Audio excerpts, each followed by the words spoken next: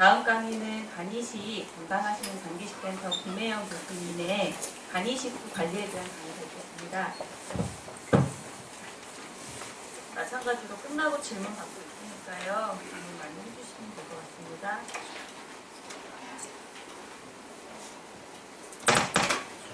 안녕하세요. 장기식센터 진료교수는 김혜영이라고 합니다.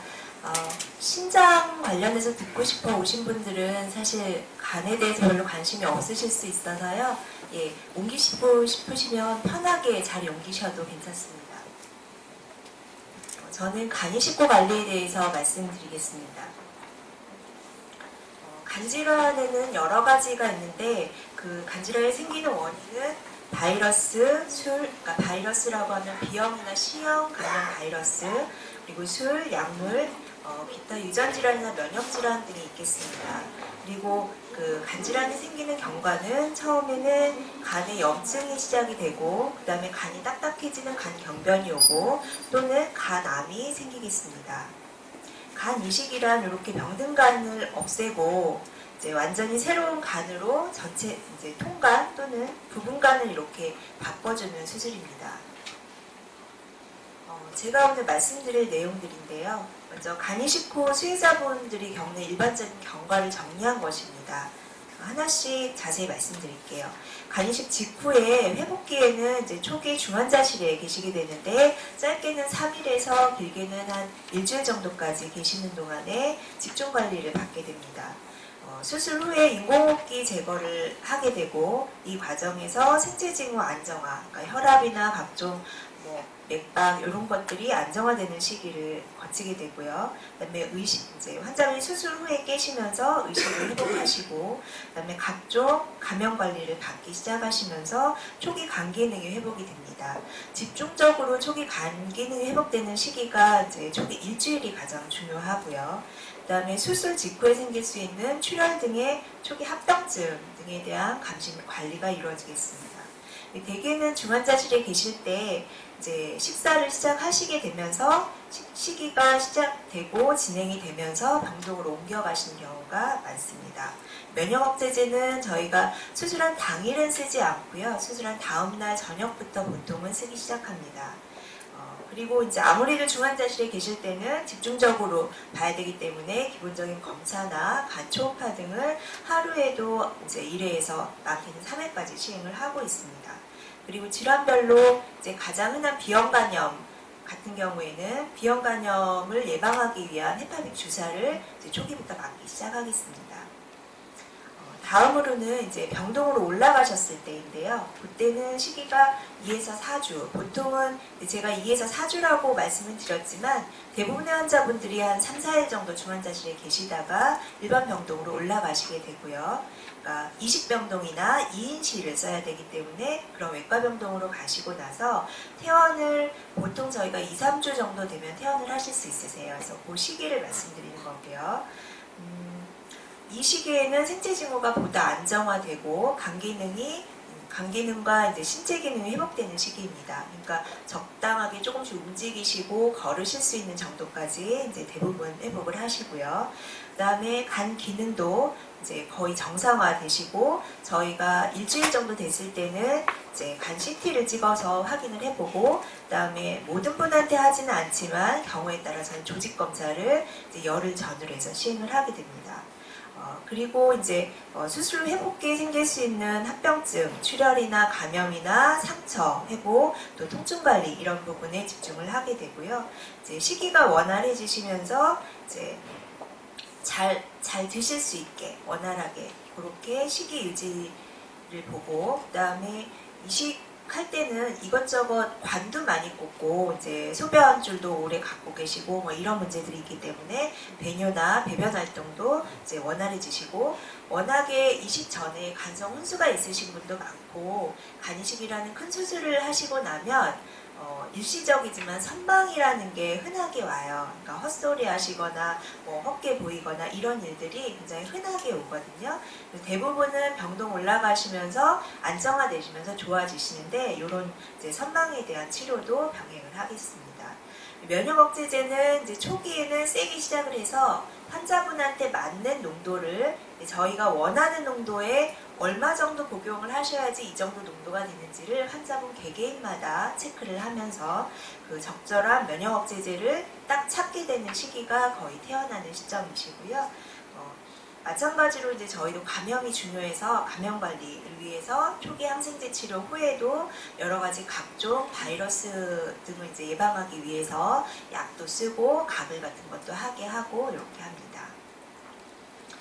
간이 싣고 생길 수 있는 합병증을 먼저 말씀을 드리면 이제 수술 후에 통상적인 모든 수술에 관련돼서 생길 수 있는 합병증, 그러니까 통증이나 출혈이나 수술 부위가 잘못되거나 뭐 이런 문제들이 생길 수 있고요.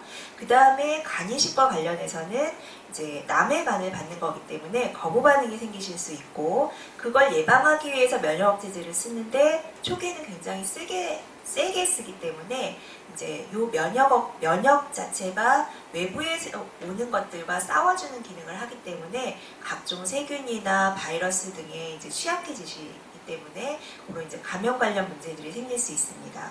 그 다음에 네 번째로는 원발성 이식형 기능 부전, 말이 좀 어려운데요. 이식한 간이 특별한 이유 없이 제 기능을 잘 못하는 거예요. 그거를 이제 저희가 이렇게 이름을 붙이고요.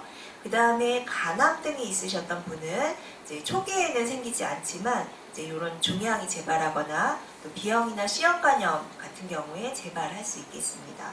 기타 이런 이제 대사 질환들이 생길 수 있겠는데요. 수술 후 합병증은 말씀드린 대로 출혈이나 감염이나 이제 이런 게 생길 수 있고, 간이식과 관련해서는 이제 간이식을 할 때는 크게 세 가지 혈관과 하나의 단관을 연결을 해야 돼요.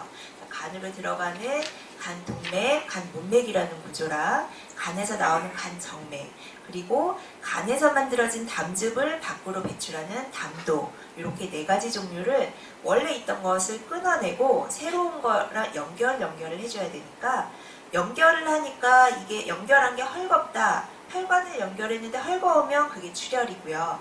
좁아지면 그게 협착이나 이제 막히는 폐색이 되겠습니다. 담도도 마찬가지로 그런 게 생길 수 있고요. 초기에는 이제 주로 출혈 문제가 생기실 수 있겠죠. 그리고 이제 앞서 말씀드린 내용이고, 이게 이제 방금 말씀드린 출혈에 관련된 부분이어서 이렇게 요게 이제 잘 연결을 한 거라면 요거는 조금 좁아진 거, 이거는 좁아진 부위로 피가 왔다 갔다 하다가 좁아지거나 하면 이렇게 혈전이 생길 수가 있어요. 또는 혈류가 느리거나 해서 간 문맥이나 간 동맥에 이런 문제들이 생길 수가 있고요. 그 다음에 수술 후 초기에 간 동맥이 좁아졌다, 아니면 피딱지가 생겨서 막혔다, 그러면 저희 간이식 후에 가장 응급 상황이 됩니다. 그래서 그게 의심이 되면 바로 초음파나 CT를 찍어보고 막혔다, 좁아졌다 그러면 바로 재수술을 해야 합니다. 과거에는 이 기술적인 문제가 있어서 또 간 동맥이 굉장히 가늘거든요. 그러니까 아주 가는 게는 머리카락 정도 되게 1, 2mm밖에 안 되기 때문에 과거에는 흔하게 이런 일들이 좀 생겼는데, 최근에는 기술도 좋아지고 그래서 저희가 1년에 거의 한두 건 정도 할까 말까 많이 드물어졌습니다. 저희가 간동맥이 막혔을 때 응급 상황이 되는 이유는 간은 간 동맥에서 이제 먹여 살리고, 또 하나 간 문맥이라는 구조도 있는데, 초기에 간이 제 기능을 못하는데 간동맥이 막혀버리면 이 간이 이제 제 기능을 회복을 못하고 간 기능 부전에 빠질 수가 있고요. 하나는.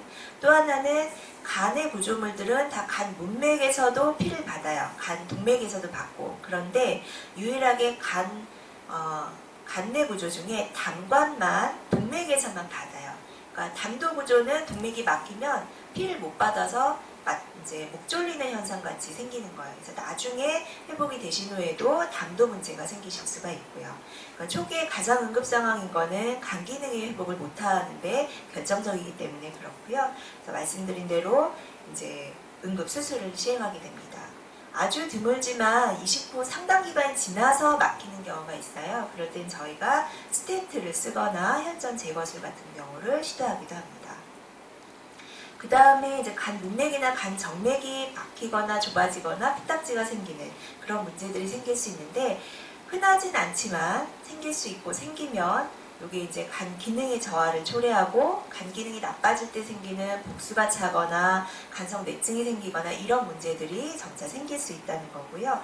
치료는 보통은 저희가 수술로 가지 않고 대개는 풍선 합잔술이나 스텐트 같은 이제 시술을 통해서 시행을 하고 이게 시술로 해결이 안 되는 경우에는 드물게 수술을 합니다. 이렇게 치료가 제대로 잘 안 돼서 간이 망가져 버렸다 그러면 물론 재이식이 필요하겠고요.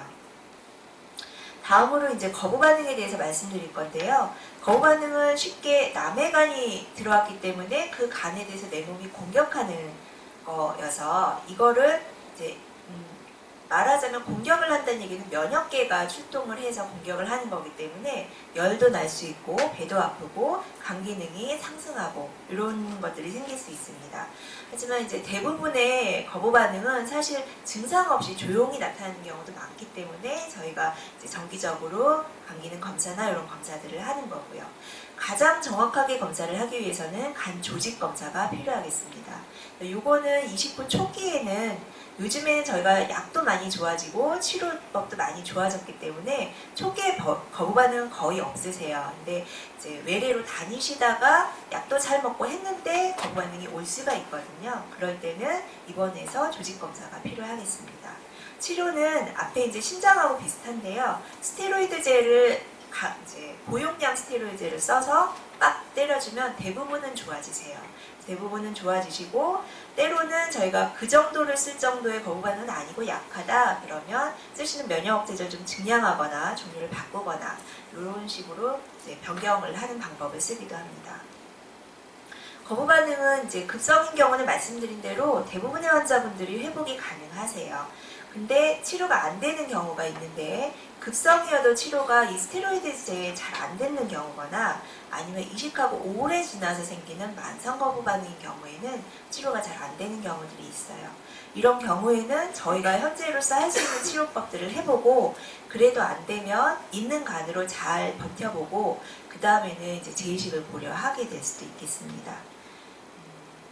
그래서 저희는 요 이제 간 조직 검사를 정기적으로 시행을 해서 이제 이식 후에 1년째, 그 다음에 3년째, 5년째 이렇게는 정기적으로 검사를 시행하도록 하고 있습니다.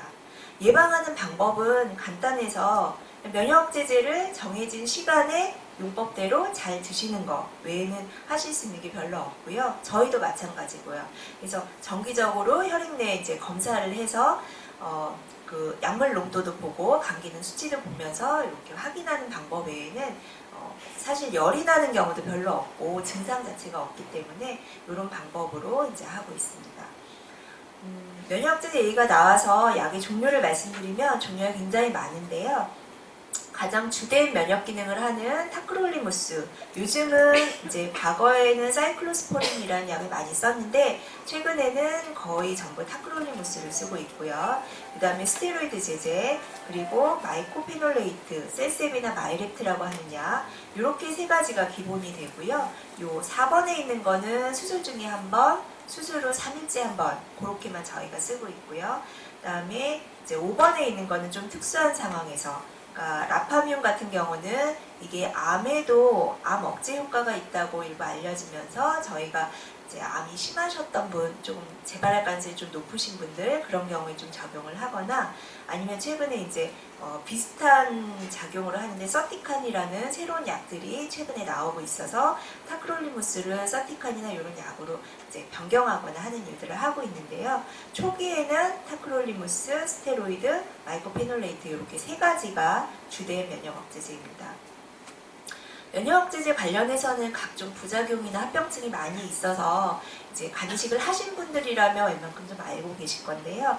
가장 대표적인 타크롤리무스는 저희가 가장 중요시하는 게 심장 기능의 저하여서 이제 신기능을 매번 외래 오실 때마다 입원하셨을 때도 마찬가지고요. 신기능을 보면서 여기 좀 높다 그러면 타크롤리무스 용량을 좀 줄이거나 신장에 영향을 전혀 안 주는 마이코페놀레이트 같은, 그러니까 셀셉 같은 약으로 조금 더 이제 줄을 옮겨가거나 이런 식으로 변경을 하게 됩니다.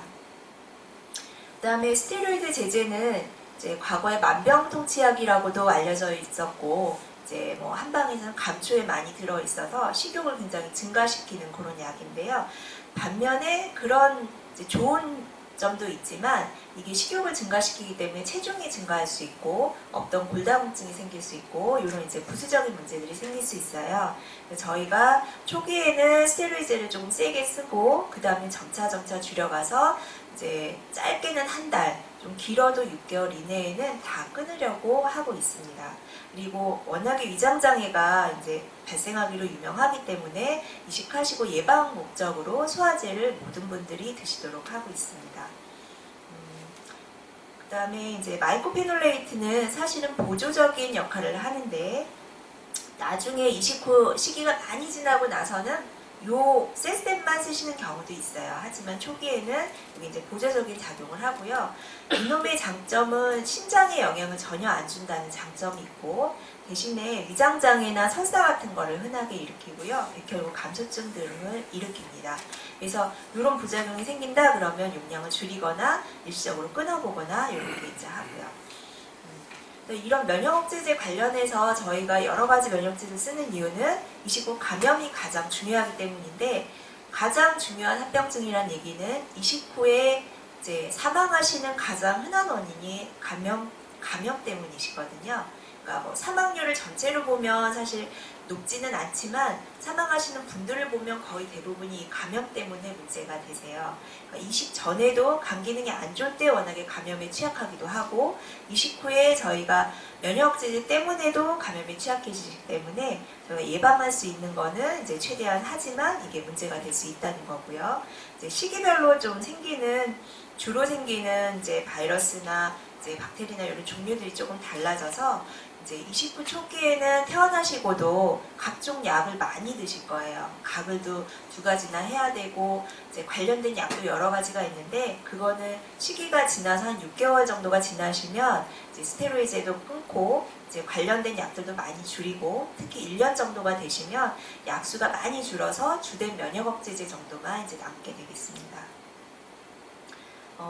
앞에서 이제 원발성 기능부전을 말씀드렸는데 원인은 저희가 알 수 없고요. 대부분 수술 직후에 발생해요.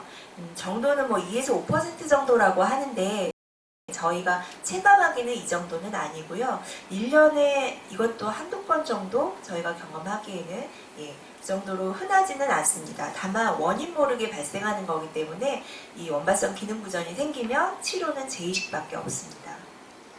다음에 이제 원인 질환이 재발하는 문제들은 이제 비형 간염으로 이식을 받으시는 분들이 아직도 우리나라는 가장 많아서 한 4분의 2 정도를 차지하는데요.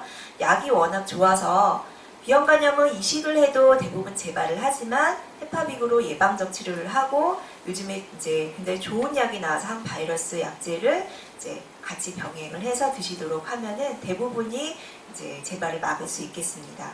그리고 C형 간염 같은 경우에는 과거에는 약제가 별로 없어서 지금도 예방할 수 있는 방법은 없지만 이제 약제가 최신 항바이러스제가 굉장히 좋은 약들이 개발이 됐기 때문에 이제 경제적인 부담이 있긴 하지만 재발을 했을 때 치료율이 굉장히 높아졌습니다. 그리고 알코올성 간염 같은 경우는 당연히 술을 드시면 재발을 할 수 있겠고요. 간암 같은 경우는 이식 전에 얼마나 간암이 심했냐 정도에 따라서 재발하는 위험도가 달라지겠습니다.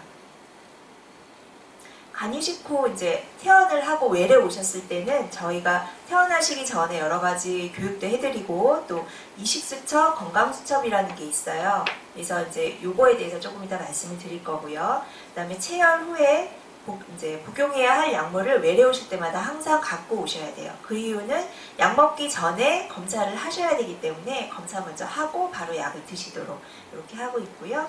요런 이제 이렇게 생긴 이식 수첩이 성인용이 있고 보면은 각종 정보들이 있어요. 저희 병원의 연락처, 특히 요 밑에 있는 2개는 이제 장기식팀의 전담 의사 보조사 2분이어서 2분의 간호사님이 평일 일과 시간에는 언제든지 요 업무 전화로 궁금하신 게 있으면 이제 연락을 받고 답변을 해드리고 이렇게 하기 때문에 이제 이런 안내도 하고 있고요. 그 다음에 매번 오실 때마다 각종 검사들을 하셔서 그 검사들의 결과를 날짜마다 검사 결과를 적어 가시도록 이렇게 정리하실 수 있게 하고 있고요. 이제 퇴원 후 시기별로 일반적인 주의사항, 그 다음에 1에서 6개월, 6에서 12개월 시기별로 주의사항을 저희가 안내를 하고 있습니다. 소아의 경우에는 조금 특수한 상황들이 있어서 별도로 소아의 성장수첩을 운영을 하고 있고요. 이제 발달 곡선이나 아니면 이식 후에 이제 어른과 마찬가지로 이런 일반적인 안내에서부터 예방접종, 그 다음에 심리 및 발달 상담, 이런 것들을 이제 하고 있습니다. 퇴원하실 때는 저희가 크게는 2가지 교육을 해드리는데, 하나는 약제과에서 약물 교육을 해드리고요. 약수가 워낙에 많아서 사실 저희 이제 의료인 중에도 간이식을 전문으로 하는 저희 말고 다른 팀의 의사 선생님들도 약 이름을 잘 몰라 하거든요. 그 정도로 약이 많고 이제 이름도 어렵고 하신데, 이제 교육 받으시고 외래 다니시고 하시다 보면 환자분 보호자분들이 저희보다 더 웬만한 의사보다 더 약도 잘 아시고 하세요. 그 정도로 이제 교육을 받으시게 될 거고요. 그 다음에 영양 상담은 간이식 후에 초기 회복기에 영양 관련된 상담을 영양사분들이 이제 해주시고 계십니다. 퇴원 이후에 경과가 많이 지났을 때는 이제 댁에서 이제 외래로 주로 다니시면서 정기적으로 검사를 하게 되고, 이 시기는 이미 간 기능이 웬만큼 안정이 된 단계고 간재생도 거의 대부분 이루어진 단계세요. 면역 억제제는 이제 초기에 세게 쓰던 거를 점차 이제 조절해가는 단계가 되겠고요. 정기적인 외래 방문은 초기에는 1주마다 이렇게 자주 오시다가 그 다음에 2주마다, 3주마다 이렇게 점차 기간도 늘려가시게 되겠습니다. 오실 때마다는 당연히 기본적인 검사 하셔야 되고, 비형 간염인 분들은 항체 검사도 같이 하고, 면역 억제제 타크롤리무스 농도도 모든 분들이 다 검사를 하셔야 되겠습니다. 그리고 이제 시기가 많이 지나서 3개월이 지나면서부터는 이제 만성합병증에 해당이 되는 담독의 합병증이나 이런 문제들이 생길 수 있겠습니다. 그러면 간이식을 받았는데 몸이 좀 아픈데 언제 병원에 가야 되냐? 이걸 말씀드리면 38도 이상의 고열이 날 때, 그 다음에 심한 두통이나 근육통이 있을 때, 이제 두통 같은 경우는 예를 들면 면역억제제랑 관련해서도 두통이 있을 수 있어서 그런 경우에 면역억제제를 조절을 해야 될 수가 있고요. 이식장기 주위에 통증이 있을 때, 이 경우는 사실 아주 드물거든요. 예. 그리고 이제 소변량이 줄거나 이렇게 혈뇨나 배뇨시, 이것도 흔한 증상은 아닙니다. 그리고 대변을 봤더니 설사, 혈변, 회색변 등을 볼 때, 설사를 하는 경우는 앞에서 말씀드린 대로 면역억제제랑 관련된 경우가 있을 수 있겠고, 또 하나는 면역 관련된 설사이실 수가 있어요. 그래서 단순 장염이 아닌 입원해서 치료를 해야 되는 그런 설사일 수도 있기 때문에 주의해서 봐야 되고요. 또 하나 몸이 많이 붓는다거나 체중 증가가 갑자기 일어난다거나 아니면 구토나 설사가 심할 때, 이럴 때는 이제 병원에 오셔야 되겠습니다. 앞에서 만성합병증으로 담도를 말씀드렸는데, 이 담도합병증은 이제 요 간이식을 하는 저희 의사들한테는 이제 소위 말하는 아킬레스건이라고 할 정도로 아무리 잘해놔도 일정 부분 이상은 생기는 문제예요. 어느 분이 어떤 경우에 생길지는 알 수 없지만 수술적으로 잘 해놔도 시간이 지나면서 좁아지거나 막히거나 할 수가 있어서 이제 보고하는 병원마다 적게는 한 5%, 10%에서 많게는 50% 이상까지 보고하기도 하거든요. 이제 요 30%는 대충 말씀을 드린 거고요. 증상은 담도가 막히면 이제 간이 나빠지실 때 이제 노래지고 했던 거 생각하시면 비슷해요. 그래서 황달이 생기거나 온몸이 가려워지거나 이런 증상으로는 이런 게 생기고요. 그 다음에 피검사를 하면 담도 관련된 간 기능 수치들이 올라가게 되겠고요.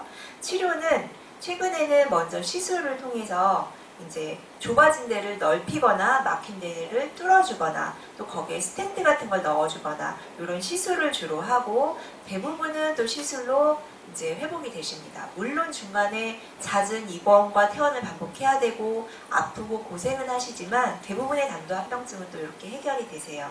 하지만 시술을 여러 번 해서도 해결이 안 되는 경우가 있거든요. 그런 경우에는 이제 간이 결국에는 시간이 지나면서 망가지기 때문에 재수술을 필요로 하겠습니다. 이거는 시술할 때 이렇게 밖에서 영상의학과에서 찔러서 넣는 시술을 하거나 위내시경처럼 담도 내시경을 해서 이렇게 안에서 넣거나 두 가지 시술이 있겠습니다. 이 내용은 앞에서 말씀드린 내용이어서 넘어가고요. 간이 식후 1년이 지나서 이제 안정기로 접어들었다라고 통상적으로 이제 얘기하는 그 단계에는 6개월 또는 이제 적어도 1년이 지난 이후에는 이제 상당히 안정된 기간이어서 외래에 오는 이제 간격도 이제 한 달에 한 번 이렇게 하다가 길어지면 서너 달에 한 번씩으로 늘어나게 되겠습니다.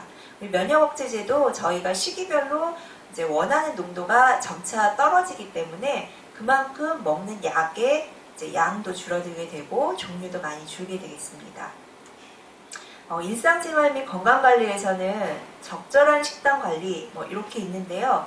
앞에서 이제 양선생 교수님 말씀하셨던 것처럼 이제 상식적인 선에서 생각하는 건강관리면은 충분하거든요. 그러니까 적당히 먹고 골고루 잘 먹고 과하지 않게 먹고 부족하지 않게 먹고 술, 담배 당연히 안 되고 그다음에 약은 정기적으로 제 용량에 맞춰서 잘 먹으면 되고 그리고 적절하게 무리가 가지 않는 범위 내에서 운동이나 활동을 할 수 있겠고요. 그다음에 이제 이거는 개인차가 있지만 환자분이 무리가 되지 않는다 느끼는 선에서 학업과 직장에 복귀하실 수 있겠습니다. 그래서 특별한 관리가 필요하다기보다는 이렇게 일반적인 상식선에서의 건강관리가 중요하겠고 이제 가장 중요한 거는 병원에 제때제때 잘 오시고 약을 제대로 잘 드시고 이게 가장 중요하겠습니다. 이거는 간이 식후 일상생활이신데 점차 단계적인 변화를 겪으시게 될 거고요. 초기에 이식하시고 나서는 정말 너무너무 힘들어 하시지만 태어나실 때만 돼도 한결 많이 좋아지시고 외래에서 오시면 다른 분이 오신 것처럼 많이 좋아지세요. 그 시기별로 이제 차츰 생활이 이제 변화가 있는 거는 자리를 잡아가실 거고요. 초기에는 병원에 정말 자주 오니까 일주일에 한 번이지만 피검사도 미리 와서 해야 되고 전날 오기도 하고 이러니까 일주일에도 수시로 오는 것 같이 느껴지시고요. 또 약도 10가지가 넘고 굉장히 많고 용법도 다르고 하기 때문에 스트레스도 많이 받으시고 또 가족분이 챙겨주시기도 하지만 환자분 본인도 스트레스를 많이 받으시고요. 또 초기에는 이제 그 마스크도 써야 되고 사람들 많은 데 가면 안 되고 음식도 다 익혀 먹어야 되고 이렇게 챙겨야 될 것들이 굉장히 많기 때문에 그 자체로도 많이 피곤하시고 잠도 잘 못 주무시고 하는 경우가 많으세요. 근데 그 중에 상당 부분은 면역억제제 약하고 관련된 부분도 있으시고요. 그래서 경우에 따라서는 이제 우울증이라는 진단까지는 아니지만 상당히 감정의 변화를 이제 기복을 겪으실 수 있는데 대부분은 또 시간이 지나면서 좋아지시니까요. 또 그래서 이제 가족분들의 지지나 이런 게 상당히 중요하고 필요합니다. 만약에 불면이나 이런 정도가 심하시다 그러면 외래 오실 때 전문 의료진의 상담이나 치료가 도움이 될 수 있어서 이런 부분을 이제 생각을 하고 계셨으면 좋겠고요. 영양 공급은 앞에서 말씀드린 게 사실 다여서 과하지 않게 부족하지 않게 그게 중요하고요. 그 다음에 이제 한 가지 말씀드릴 거는 앞에 신장에서도 말씀드렸지만 우리나라에는 간에 좋다는 게 굉장히 많아요.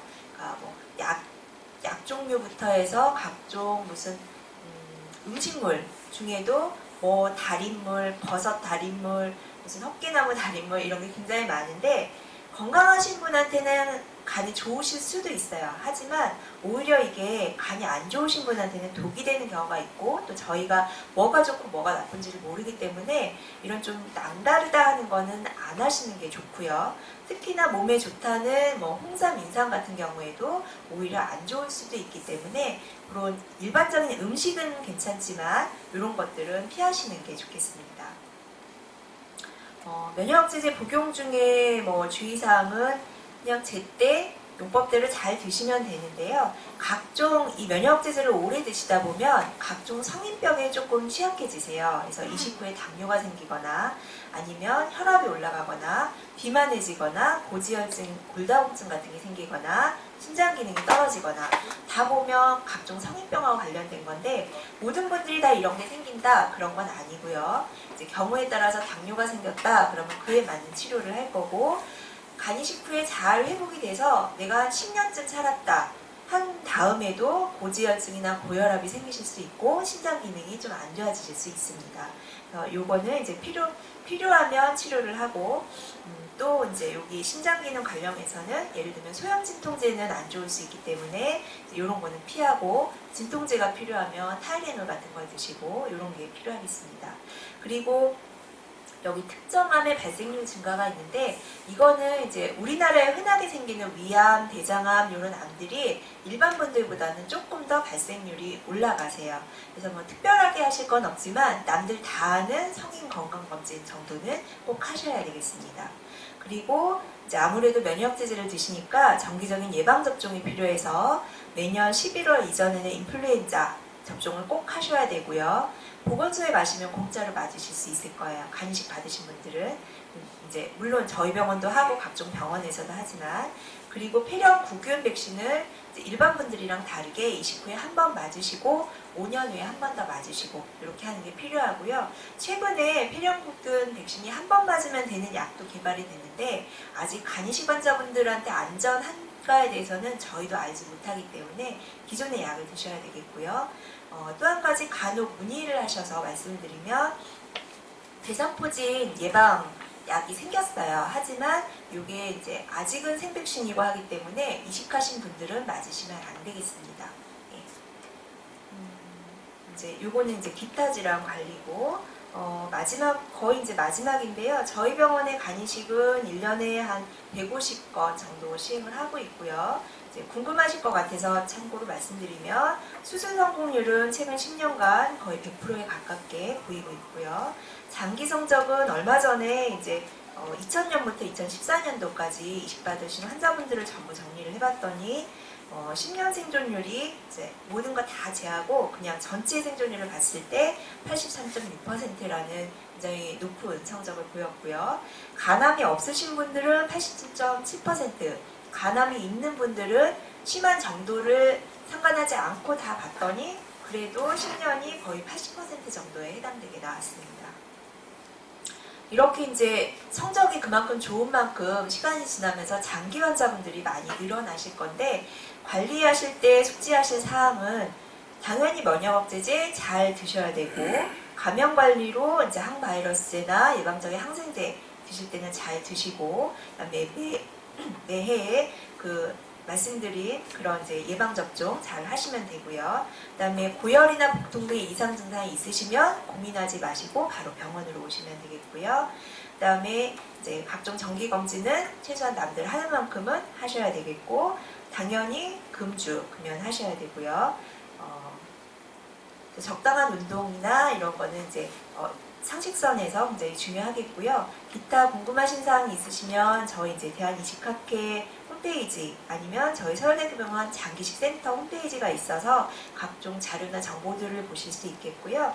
또 이런 서울대학교 병원 간이식이네라고 해서 환우회 모임도 있고 소아 환우회 모임도 따로 있으니까 이제 인터넷에서 찾아보시면 도움이 되시겠습니다. 저는 이상으로 마치고요. 길어졌는데 질문 있으시면 받겠습니다. 예. 먼저 받을게요. 예. 감사합니다. 저는 20년 간이식한 지 한 6년 돼요. 네. 근데 이제 복제제 그러니까 암이 올라가고 죽는다고 그러더라고요. 심해가. 근데 저는 죽는 건 나중이고 한번 아침에 하나를 먹다가 나중에 10시에 돼서 하나를 먹었어요. 근데 이제 아침에 먹을 때는 괜찮은데 밤에 이제 먹으라는 걸 밤에 10시에 먹으면 배가 불러요. 네. 네. 요즘에는 밥 먹고 10시에 다 먹어요. 부활. 아침에 안 드시고요. 아침 10시에. 아침 10시에? 네. 예.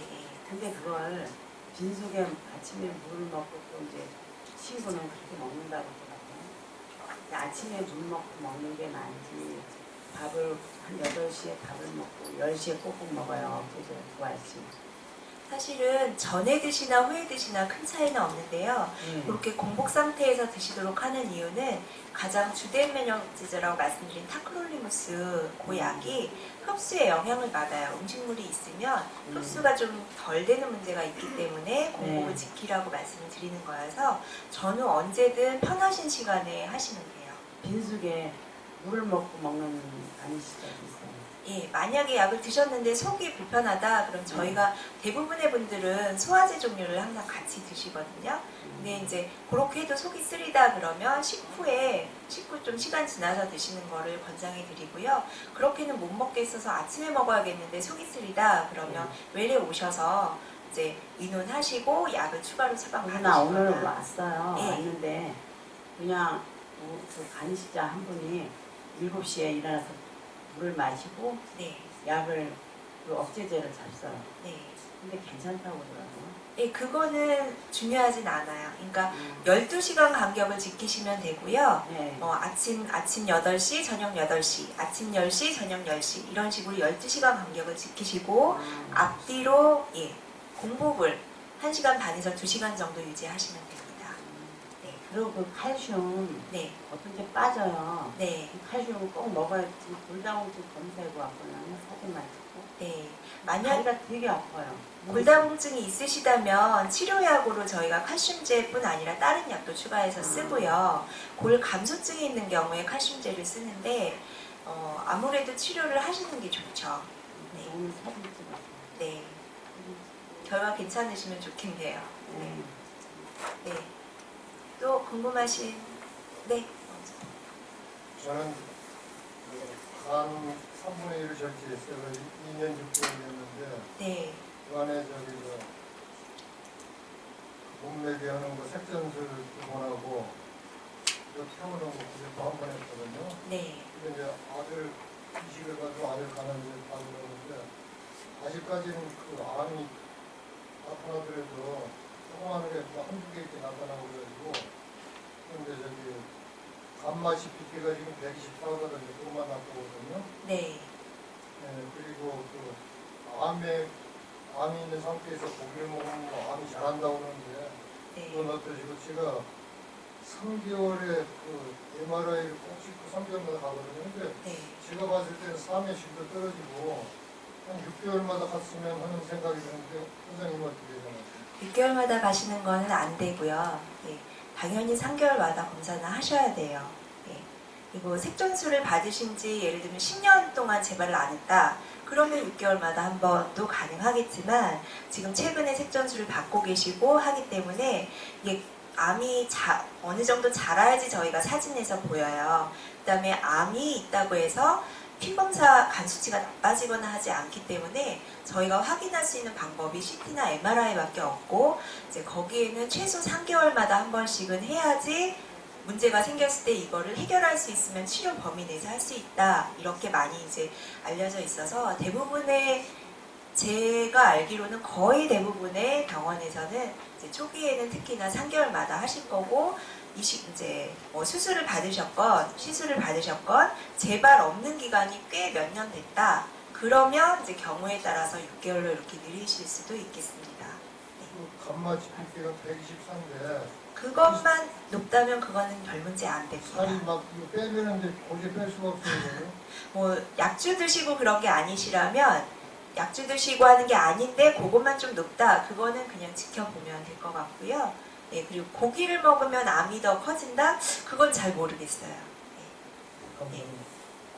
저는 3년 전에 사랑하는 아내한테 간식 받아가지고 네. 받았는데 대장암 지난 8월달에 진단 받아가지고 네. 그때 대장암 수술을 받았습니다. 네. 그래가지고 제가 이제 원래 이번에 이제 4차 항암 치료를 받았는데 네. 원래 지난달에 제가 석인수 교수님 외래 진단을 했는데 그 당시에 백혈구하고 혈소판이 좀 떨어졌다고 말씀하셨는데 네. 이번에 4차 항암 치료 받으러 왔을 때 백혈구하고 혈소판이 너무 많이 떨어져가지고 네. 항암 치료 못한다 그래가지고 그 백혈구를 높여주는 주사를 네. 맞고 지금 이제 겨우 이제 항암 치료 시작됐는데요. 네. 그 테크넨을 제가 0.5 아침 저녁으로 네. 먹고 있거든요. 네. 그래서 그거 먹고 있는데다 또 항암 주사 맞으면 또 백혈구가 떨어지잖아요. 그래서 이거 어떻게 조절할 수 있는 방법이 없는가? 이번 같이는 또 백혈구하고 혈소판이 떨어져서 항암 치료 못한다는 또 문제가 될 것 같고 그래서 우리가 외과 쪽에서 좀 조절할 수 있는 방법이 없는가? 그리고 또 아까 네. 말씀하시기를 그 감기 독감 예방 주사 여기 병원에서 무료로 놔준다고 그랬는데 저희 병원은 무료가 아니고요. 보건소에서 보건소에서 여기서 무료가 안 되고요. 네, 네. 그럼 제가 잘못 들었네요. 그럼 그래서 이제 독감 예방주사를 맞아야 되는데 맞아도 괜찮은 거예요. 왜냐면 지금은 항암 치료 받고 있는 예. 상황이라 제가 원래는 호스피스 병원에서 사역을 하고 있습니다. 제가 목사인데 원목으로 얘기했는데 우리 호스피스 병원 네. 원장님은 목사님 안 돼요. 그래서 안 나시더라고 예방주사를. 그래서 제가 아직 안 받고 있는데 네, 지금 맞아도 되는지 안 되는지 네. 그것도 좀 일단 말씀해 주시기 두 바랍니다. 가지 중에 뒤에 거 먼저 말씀드리면요. 지금은 이제 백혈구 수치가 좀 떨어져 있기 때문에 맞으시면 안 되는 게 맞고요. 또 하나는 독감 예방 주사는 그 해에 유행할 것이라고 예상이 되는 거에 맞춰서 약을 만들기 때문에 11월 전에는 맞으셔야지 그 효과를 볼 수 있어요. 그래서 지금 이제 11월이 다 지나가기 때문에 우리 환자분은 그냥 조심하시면서 올해는 넘기시는 게 나을 것 같고요. 그 다음에 이제 앞에서 말씀하신 거, 사실 타크롤리무스는 백혈구 수치를 그렇게 낮추는 작용이 크지는 않아요. 그리고 아마도 이제 제 생각에는 또 암이 이제 대장암이 생기고 하셨기 때문에 면역 억제는 최소 농도로 낮추신 것 같아요. 그래서 0.5, 0.5라고 용량만 말씀 주셨지만 아마 최소 농도로 유지하고 계신 것 같고요. 이거는 죄송하지만 제가 항암 진단 받기 전부터 그렇게 원래 먹었었거든요. 그러셨어요? 원래 그렇게 네. 먹었었거든요. 그러면 상태가 많이 좋으셔서 그렇게 이제 또 약물 농도가 그 정도를 드셔도 어느 정도 나오기 때문에 그렇게 하셨던 것 같고요. 그렇다고 이제 면역제들을 완전히 끊기는 어렵기 때문에 그냥 그 정도로 두고 보시는 것 같아요. 네. 또 궁금하신 사항 있으신가요? 예.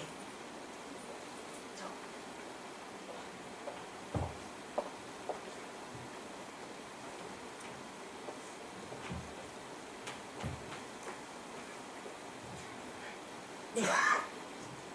네, 저희 신랑이요 10월 17일 날 간이식 수술을 받았고요. 네. 그리고 11월 12일 날 퇴원을 했어요. 네.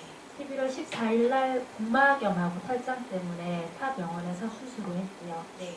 그 과정에서 다시 인공호흡기도 삭간했고 수혈도 했고 네. 그리고 면역 억제제 다 못 쓰고 소론도만 주사약으로 주입을 했었어요. 못 네. 쓴다고 하더라고요. 네. 그렇게 지내고 있다가 지금 간 기능하고 항달 수치가 많이 올라오면서 다시 여기 수술했던 병원으로 네. 구급차를 타고 올라오게 됐는데 네. 이 지금 간 조직 검사를 한 결과가 주말 동안 일단은 그 거부 반응에 대한 그 약물 치료를 했는데 듣지 않았다고. 네. 그래서 오늘 저희가 들었던 얘기가 일단은 재이식을 고려해봐야 된다고 일단 의논을 더 해본다고 하는 그런 상황이에요. 그러니까 지금 여기 기본적으로 나와 있는 그런 수치랑 데이터랑 너무 다른 상황으로 흘러가서 이런 경우도 있는 건지도 궁금하고요. 예, 그런 경우도 당연히 있고요. 물론 굉장히 드문 경우에 들어가세요. 네. 그러니까 이식하시고 퇴원하시고 바로 문제가 생기시는 경우도 상당히 드물고요. 그다음에 이제 아까 탈장 뭐 이런 거 말씀하셨잖아요. 그런 문제도 시간이 많이 지나면서 목벽이 약해지면서 생기는 경우는 저희가 간혹 보는데 수술 후에 생기는 경우는 제가 이제 여기 간이식을 한 지도 이제 수년이 됐고 한데 사실 별로 못 봤어요. 네, 그래서 굉장히 드문 경우가 되신 것 같고 또 결과가 지금 좀 안 좋으셔서 예, 제가 좀 마음이 안 좋네요. 네. 근데 제가 하나 여쭤보고 싶은 게 네. 그냥 제가 여기저기 보다 보니까 OKT3라는 그 거부 반응에 대한 약을 있던데 네. 근데 그러니까, 그 약은 과거에는 조금 썼던 약이고요. 이게 부작용도 많고 이제 통상적으로 병원에 들어오는 약이 아닌 걸로 알고 있어요. 그래서 그 약까지 쓰는 걸 고려하는 경우는 굉장히 드물 것 같고요. 이제 일단 재이식을 말씀을 하셨다면 스테로이드제를 이제 고용량을 쓰는 거를 해보셨는지 그건 제가 정확히 잘 모르겠지만 그거는 시도를 해볼 수 있을 거고 만약에 안 했다면 그거에 안 들으면 저희가 우리말로 에이티스 뭐 이렇게 우리말로 옮기는 게 좀 어려운데 조금 더 센 면역 억제제를 이제 쓰는 경우가 아주 드물지만 있어요. 그래서 그런 식으로 해볼 수는 있지만 이제 그렇게 드문 면역 억제제 굉장히 센 면역 억제제를 쓰면 고용량 스테로이드도 마찬가지인데 그거보다 더 센 걸 쓰면 이제 각종 감염 문제, 폐렴이나 이런 문제들이 좀 생길 수 있는 이제 부수적인 문제가 있지만 지금 환자분의 여러 가지를 봐서 그런 약까지 고려하실지는 이제 상황을 봐야 될 것 같아요. 근데 앞에서 말씀드린 대로 급성 거부 반응인 경우에는 90% 정도, 90% 이상이 다 회복을 한다고 말씀드렸잖아요. 근데 그 중에 10% 정도에서는 10% 정도 또는 그 미만에서는 치료가 잘 안 되는 경우가 있어요. 그런 경우에는 현재 저희가 할 수 있는 방법을 동원해서 해보고 그래도 안 되면 사실 이거를 치료할 수 있는 방법은 재이식밖에 없어서 그 말씀을 하신 것 같고요. 지금 얼마나 재이식이 급하게 필요하신지 아니면 종국에는 필요할 거다 해서 먼저 말씀을 하신 건지는 환자분 상태를 몰라서 말씀드리기 조금 어렵습니다. 네. 또 궁금하신 게 있으신가요? 네. 지금 저 오리알을 하나씩 먹는데 하루에 쪄가지고 뭐를 드신다고요? 오리알. 오리요? 오리알. 오리알. 네. 괜찮습니까? 오리알 먹어도 계란 먹는 거랑 같은 거 아닌가요? 예, 생과로 드시지 않고 위생적으로 처리해서 음식처럼 드시는 거면 괜찮을 것 같습니다. 저희가 저기 당뇨가 있어가지고요. 네. 호두 기름이 당뇨 주사고 해서 뭐 어떤 거요? 호두 기름이. 호두 기름이요? 네. 그래서 그걸 네. 아침마다 공복에 한 숟가씩 먹거든요. 네. 그거는 어떨까요? 제가 말씀드릴 수 있는 정답은 제가 잘 모르겠어요. 네, 잘 모르겠어서 뭐라고 말씀드리기가 어렵습니다. 메릴이거든요. 네네. 메릴인데 그 아들이에요. 네. 아들이 좀 중환실에 있는데 네. 여기서 제일 처음에 그 이제 그 수술을 받고 네. 그 이튿날 한 다른 사람들은 한 보름 만에 퇴원하더라고요. 예, 근데 태연 우리는 입원도 좀 오래 하셨던 것 같아요. 예, 그랬었어요. 그래가 중환자실에도 조금 오래 있었고 그랬는데 그래가지고 이제 좀 낫다 싶어가지고 부산을 보냈다고요. 병원을 했거든요. 병원을 했는데 집에 와가지고 하루 요 보내고 그 이튿날 아니 그 기업 병원에서도 그냥 내가 있을 때 그 일반 그 방에 들어가서도 자꾸 배가 아프다 그랬어요.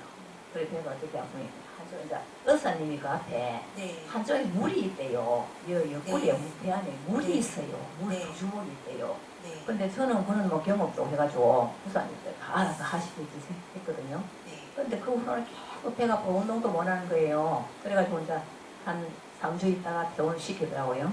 그러니까 여기서 길도 멀고 한데 부산까지 집에 왔어요. 왔는데 하루 겨우 있다가 이틀 되니까 배가 아파서 도저히 갈 수가 없어요. 그래서 이제 아침에 119를 불러가지고 여기까지 오거나 만약 오게 되면은 여기 하면 제일 좋는데 여기서 보이면 제일 좋는데 여기까지 못 온대요. 너무 혼수 상태라. 네. 그래서 그 부산에 가까운 백변에 가서 네. 가니까는 탈장이 되고 복막금이라고 그래가지고 수술을 급하게 했어요. 이제 거기서 수술을 하고 우리는 할 거 다 했으니까 아무래도 보니까 상태가 안 좋으니까 또 처음에 서울대 병원에서 수술한테 보냈거든요. 근데 지금 와서도 저기 우리 금방 우리 메리가 이야기하다시피 그런 상황이라요. 너무 힘들고 어째서 그렇게 이런 일도 있을까 이런 생각이 들거든요. 제가 어째서 그랬다는 거를 지금 환자분 상태를 모르는 상황에서 말씀드리기 좀 어렵고요. 근데 이제 물이 고이는 거는 상당히 흔하게 있긴 하거든요. 그러니까 복수가 그냥 일반적인 복수라면 꽤 있는 상태에서 주머니를 달고 태어나시는 경우도 있고, 그다음에 정상적으로 수술을 하고 나면 복수가 없던 분도 어느 정도 복수가 생겨요. 그래서 그때 입원 당시에 생겼던 복수가 그때부터 문제가 있었는지는 제가 지금 말씀드리기 조금 어렵고요.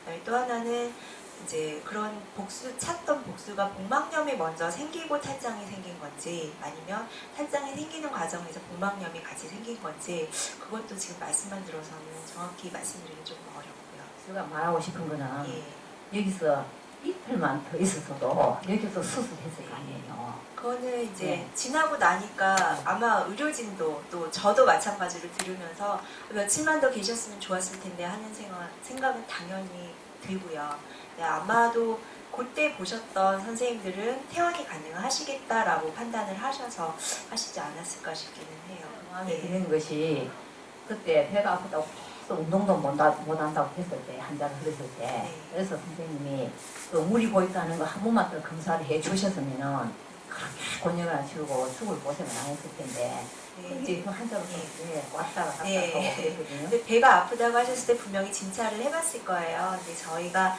이제 워낙에 수술하시고 나면 다 배가 아프시거든요. 다 배가 아프신 중에 문제가 있어서 배가 아프냐는 진찰을 해보고 필요하면 CT를 찍고 이렇게 해야지 알 수가 있는데 진찰을 했을 때 검사를 해봐야겠다라는 생각을 할 정도로는 아니시지 않았을까 싶고요. 하나는. 그다음에 복수 검사도 복수를 뽑을 만큼이 있느냐에 따라서 또 조금 달라지고 이 복수가 너무 많거나 지저분할 것 같아서 뭘 꽂아야겠다 생각을 할 경우라면 그 전에 CT 같은 거를 보통 통상적으로 찍어봐요. 근데 제 생각에는 그때 보셨던 선생님들이 CT나 추가적인 검사를 필요로 하는 복통은 아니다라고 판단하신 게 아닌가 싶기는 해서 제가 그 정도밖에는 말씀을 못 드릴 것 같아요. 네. 감사합니다. 또 궁금하신 게 있으신가요? 그럼 시간이 지체돼서 이상으로 마치겠습니다.